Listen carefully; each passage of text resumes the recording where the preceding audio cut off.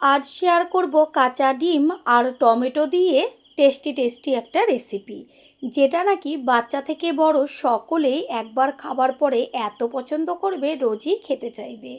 নমস্কার বন্ধুরা, শ্বশুর বৌমা রান্নাঘর অ্যান্ড ব্লগ চ্যানেলে সকলকে স্বাগত।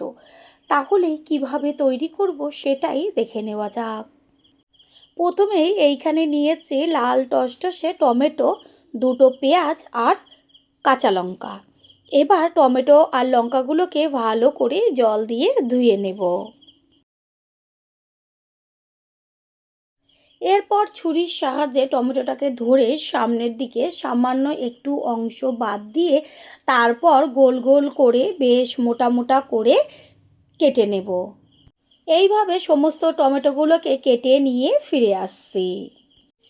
এবার কেটে নেব পেঁয়াজ। পেঁয়াজের প্রথমে মুখের আর পেছনের দিকের অংশটা কেটে তারপর খোসাটাকে ছাড়িয়ে নিয়ে 3-4 টুকরো করে নেব।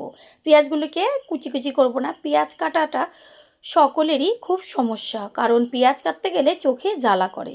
আজ আমি যেইভাবে দেখাবো সেইভাবে একদমই এইসব কোনো ঝামেলা নেই। বেশ বড় বড় পেঁয়াজের টুকরো করে তারপর এখানে একটা চপার নিয়েছি। চপারের মধ্যে এবার পেঁয়াজের টুকরোগুলো আর কাঁচা লঙ্কা সমস্তগুলো দিয়ে দেব।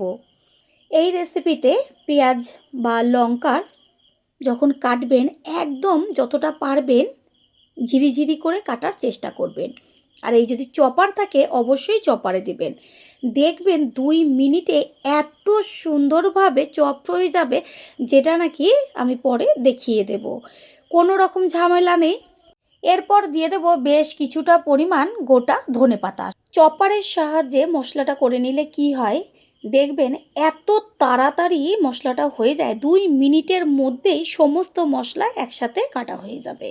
আর একটা হচ্ছে পেঁয়াজ কাটতে গেলে যে চোখ জ্বালাতে চোখের থেকে জল পড়ে যায় সেটাও হবে না, সময়টাও বেঁচে যাবে। এই যে চপারের বাইরে দড়িটা থাকে, এটাকে ধরে টান দিলেই সমস্ত মশলা খুব সুন্দরভাবে কাটা হয়ে যাবে। ঢাকনাটা সরিয়ে দিয়ে আমি দেখিয়ে দিচ্ছি যে কত সুন্দর মিহি মিহি করে কাটা হয়ে গেছে।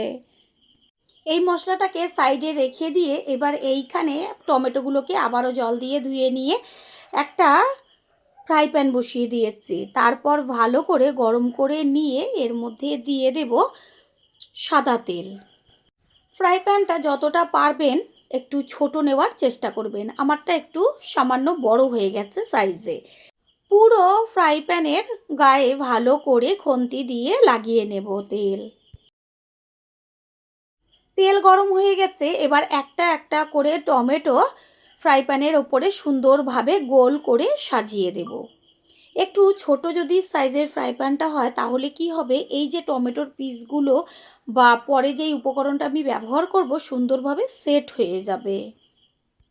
টমেটোর মধ্যে দিয়ে দেব লবণ। লবণটা দিলে কি হবে, খুব তাড়াতাড়ি টমেটোগুলো মজে যাবে। এটা ভাজা হতে থাক, অন্যদিকে আমি একটা বোলের মধ্যে 2টো ডিম ফাটিয়ে নেব। এইখানে 2টো ডিম বা তার কম বা তার বেশিও আপনারা ব্যবহার করতে পারেন। ডিমের মধ্যে দিয়ে দেব ছোট চামচের 1 চা চামচ পরিমাণ গোলমরিচের গুঁড়ো।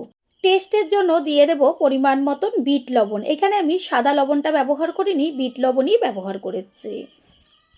দেব ছোট চামচের 1/2 চামচের থেকেও কম পরিমাণ হলুদ গুঁড়ো। আর দেব পেঁয়াজ, ধনেপাতা আর কাঁচা লঙ্কা যে কেটে নিয়েছিলাম একদম মিহি মিহি করে, সমস্তটাই এর মধ্যে দিয়ে দেব।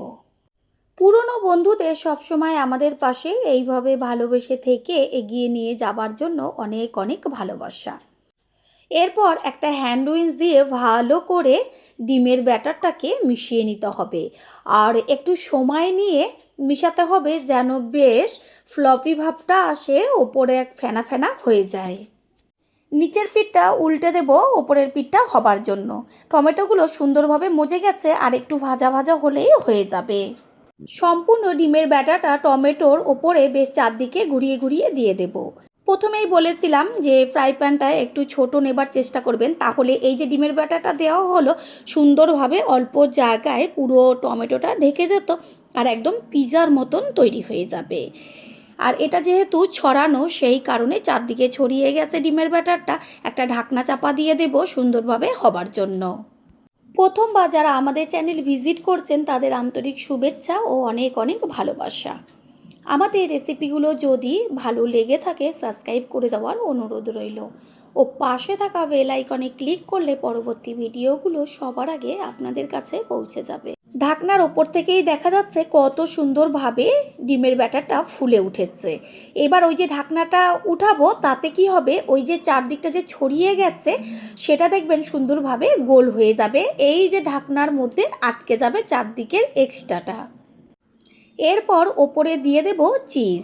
আমি এইখানে যে পিস করা যে চিজগুলো থাকে সেইটা একটা আস্তে করে ওপরে দিয়ে এবার ঢাকনাটা চাপা দিয়ে দেব।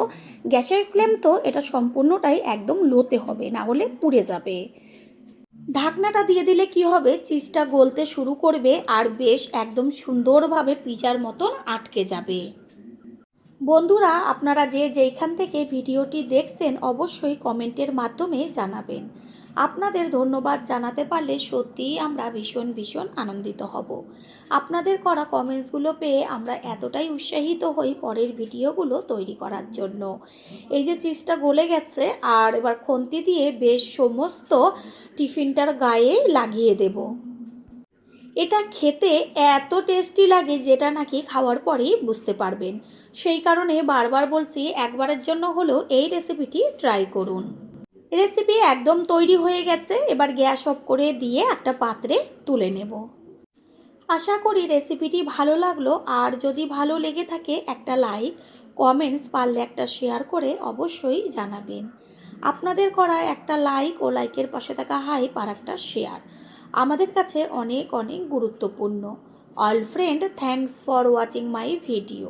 আপনারা সকলে ভালো থাকবেন, সুস্থ থাকবেন। আবারও দেখা হবে অন্য কোনো রেসিপির এপিসোডে।